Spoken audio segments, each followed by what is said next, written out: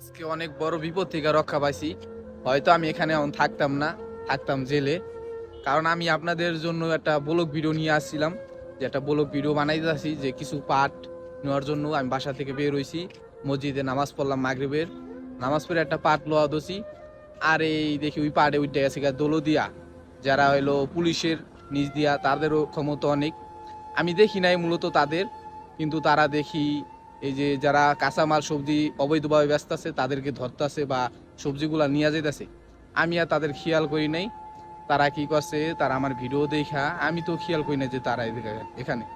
পরে তারা আমার ভিডিও মোবাইল নিল, মোবাইল নিয়া পরে আমার জিগাইলো কেন ভিডিও করছো, বা আরবিতে বলতেছে। বা আমিও বললাম যে আমি যেদিন যে আমি জানি না যে আপনাদের, বা এরকম আরবিতে কিছু বললাম। আবারও তাদের এক বাঙালি লোক আছে, ওই যে দোলো দিয়ে, যে যে আমারে ধরলো, যারা আমারে ধরলো তাদের সাথে বাঙালি লোক আছে ভাই, বাইরে বুঝাইলাম যে ভাই এমন এমন দেখেন, যে আমি তাদের খেয়াল করি না, মসজিদ থেকে বের হয়েই আসার সময় ভিডিও করতেছি। পরে তাদের অনেক বোঝানোর পর অবশেষে আমারে মোবাইলটা দিল। হয়তো আজকে আমি জেলে থাকতাম, আল্লাহ বাঁচাইছে। বাঁচানোর মালিক আল্লাহ, অনেক বড় বিপদ থেকে রক্ষা পাইছি। এই যে ওই জায়গাটা দেখেন, ওই যে ওই জায়গাটা দেখছেন, ওই জায়গাটা থেকে আমি রক্ষা পাইছি। আর এই যে আমার বাসা, আল্লাহ বাঁচাইছে অনেক বড় বিপদ থেকে।